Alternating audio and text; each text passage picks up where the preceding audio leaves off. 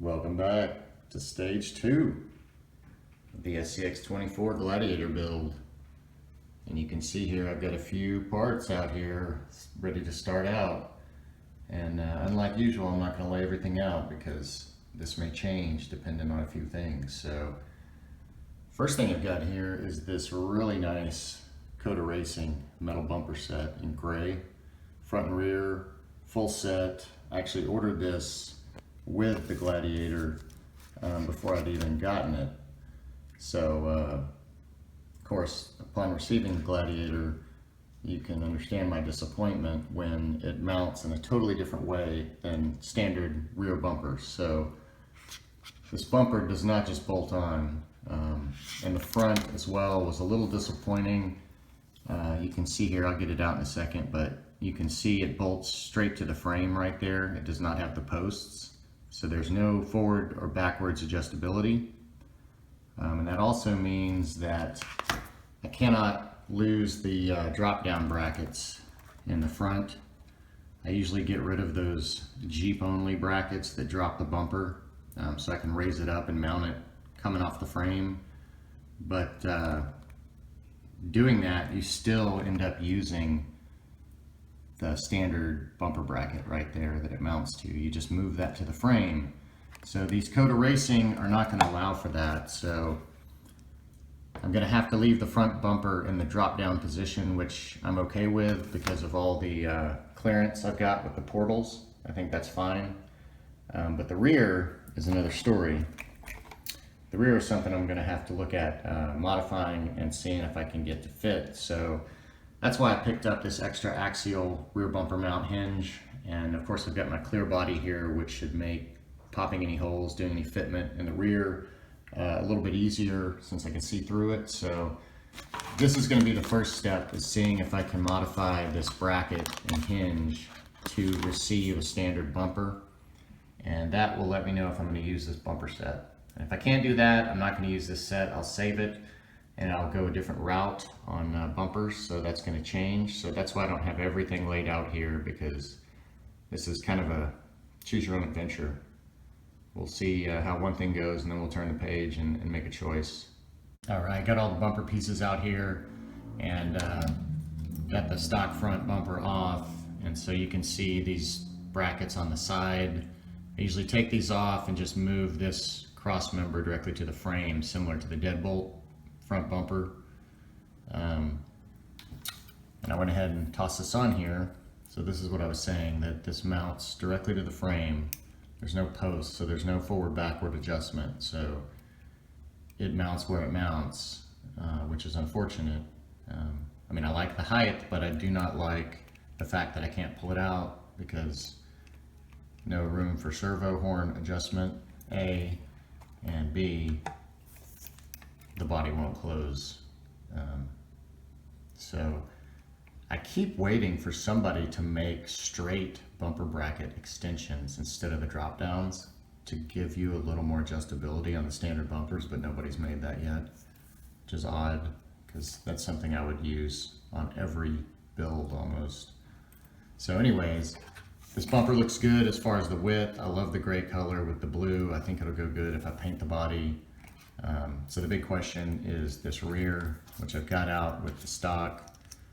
So you can see the 4 screws go through to the hinge and sandwich the body. So when we line this up centered, we're kind of into the hinges on the outside. So it looks like I could wallow out these holes and get this to mount. Of course, I'd have to wallow out some more holes for the LEDs. And then unfortunately, these don't stick out much from the flush edge. You get more mounting options on the bottom, but it's not going to help us move or have any more actual stem to mount to. So,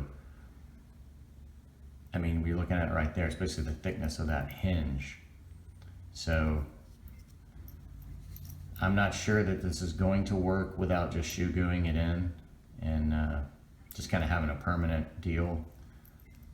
I'm not seeing a good way to mechanically fasten it because I don't have enough length. I thought maybe I could have enough length on these posts you know, let's say there was one more hole, then I could put a screw through that and basically make a pin behind that to hold it.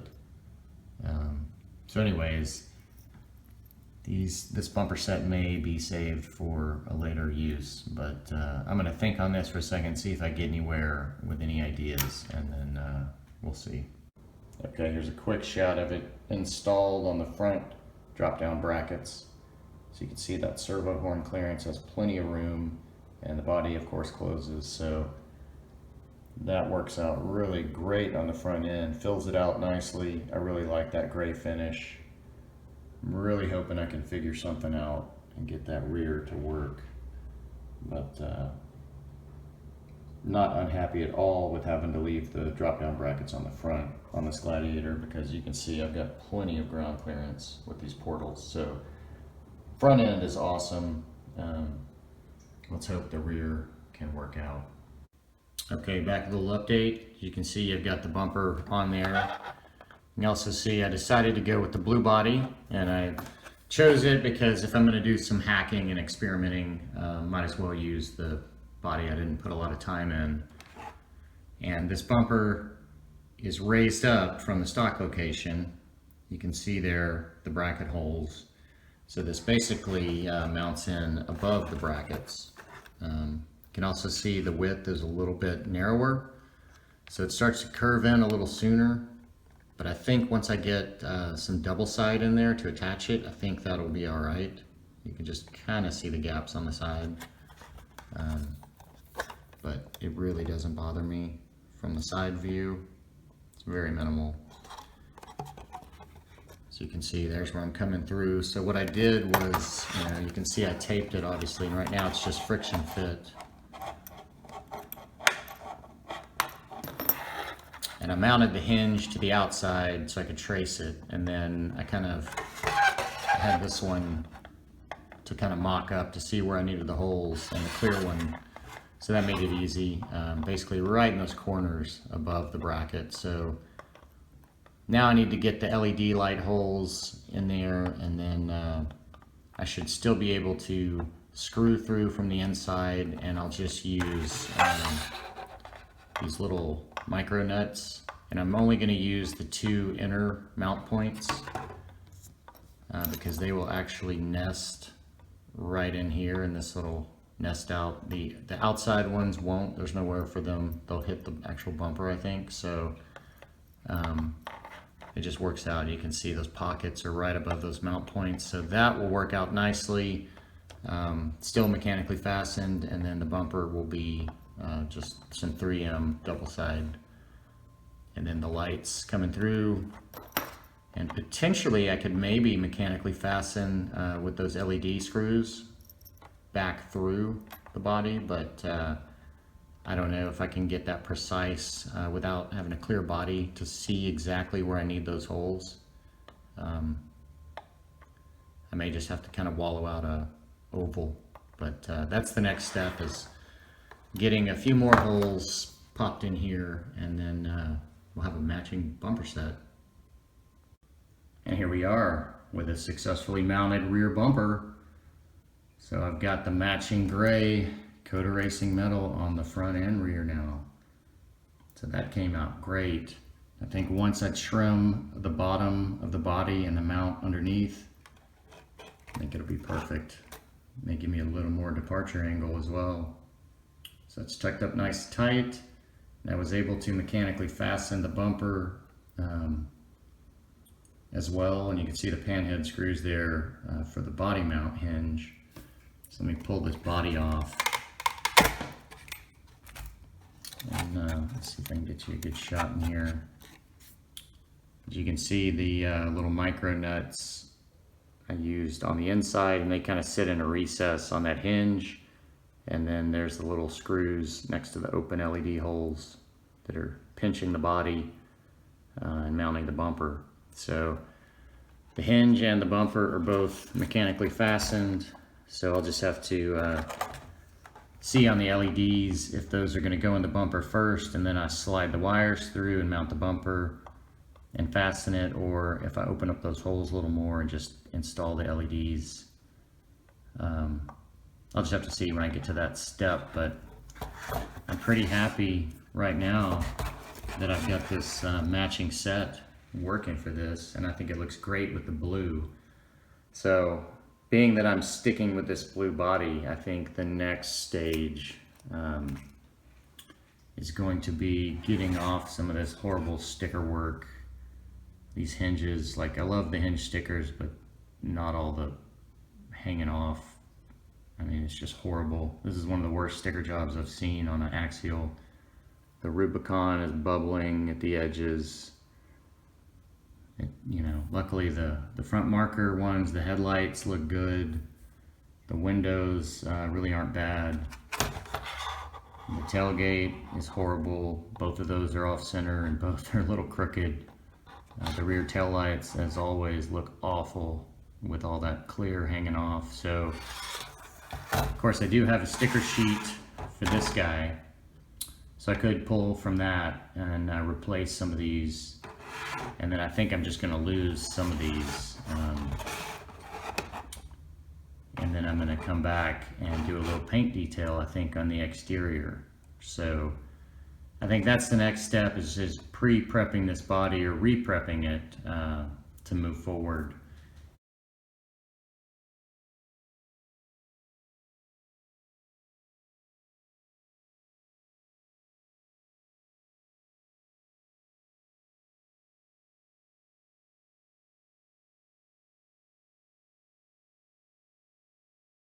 All right, back with it trimmed up, painted, de-stickered, re-stickered, and I think it's looking a lot better than it did.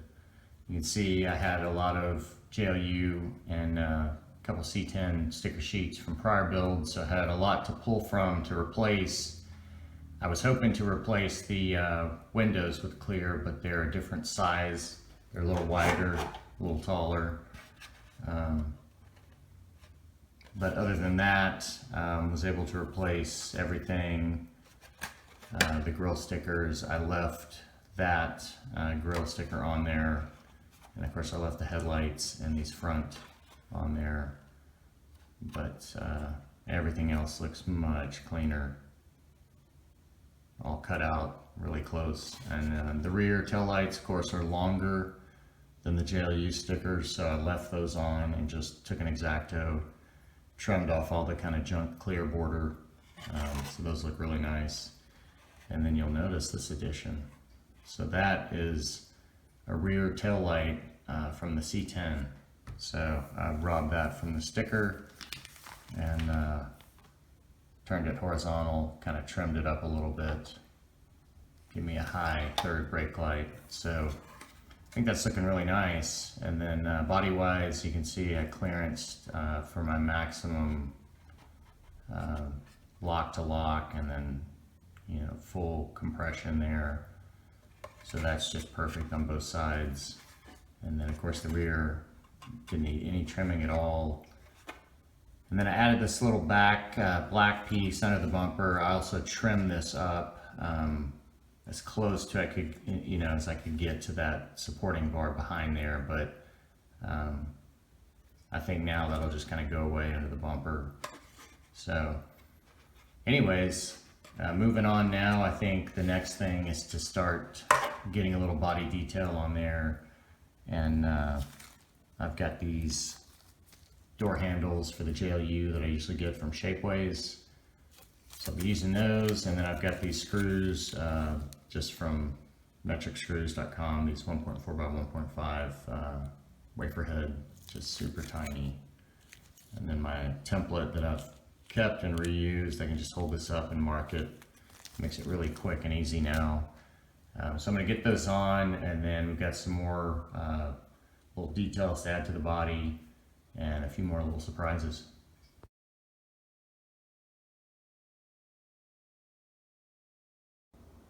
Here we are with the door handles on, and I think those came out really nice.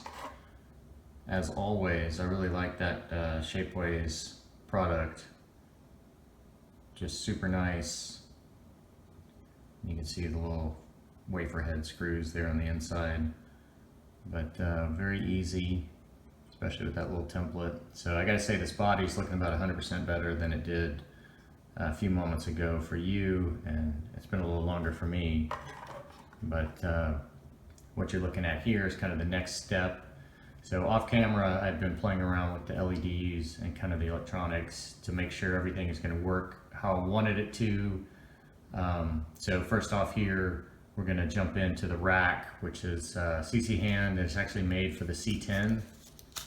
It goes on the back of the little topper kit.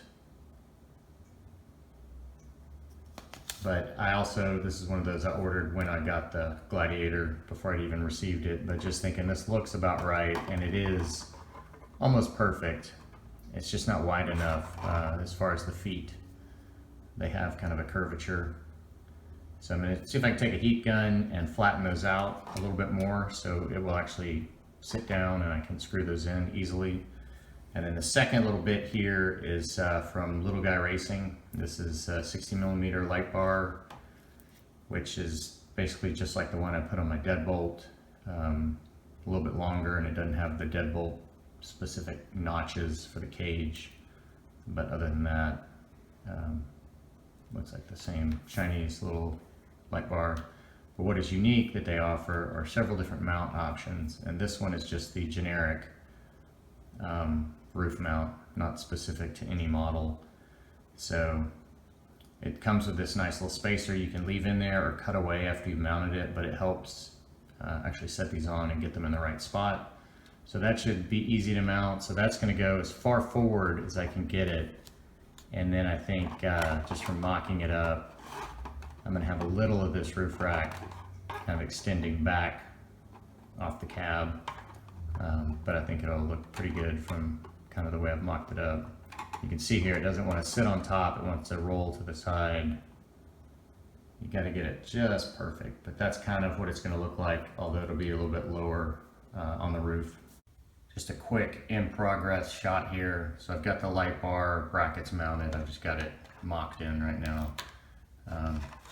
Those went on super easy.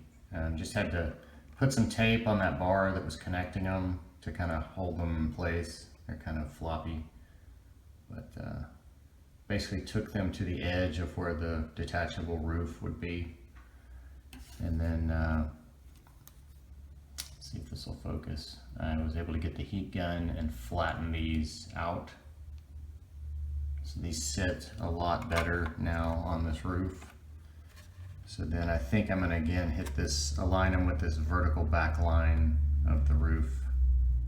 And that should be squeezing up against the wire, but I'm going to try to take that wire down and make a little hole right here.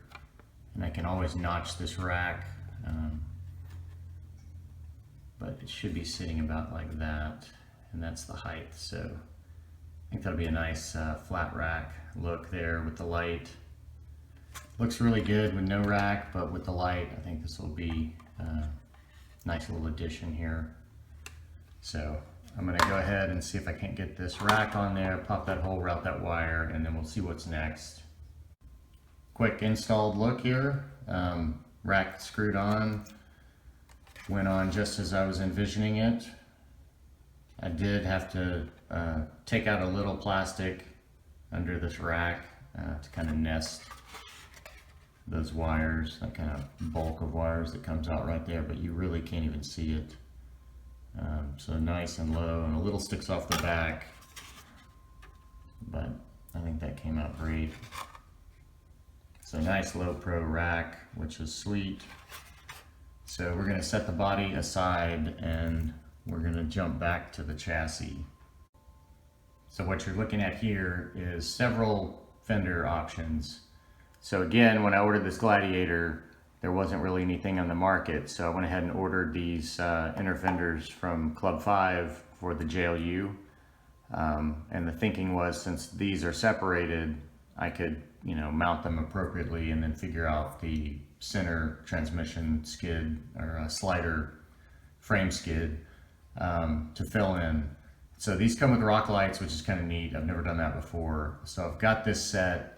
And then of course time goes by and another small company came out with inner fender sets for the Gladiator, and these are from Flubber Stufferz. So they're 3D printed. These are hard plastic, very thick, really nice, made for the Gladiator, so they run the whole length of the body. So that's really nice. And then they have these printed inner fenders, front and rear. What's neat, these are actually flexible. So you can pop holes in these for other mounting options. You can trim these up easily. They're not gonna, jam up the body or anything. So that's really neat. So you can basically get a whole Gladiator inner fender set from Flubber Stufferz. So I don't know anyone else that's offering that yet. So as I said earlier, I've got a spare Gladiator I'm gonna build. So I'm thinking I may try to save these for that, use the sliders and use the rock lights on this one, because I think with all this silver kind of chrome underpinnings, this would be nice lit up underneath. So that's the direction I'm going to go. Here's a quick look at just kind of the size difference from the JLU fenders to the Gladiator. So I'm hoping these will still kind of capture the whole fender once they're on the frame, or maybe they'll sit back enough to where they'll work.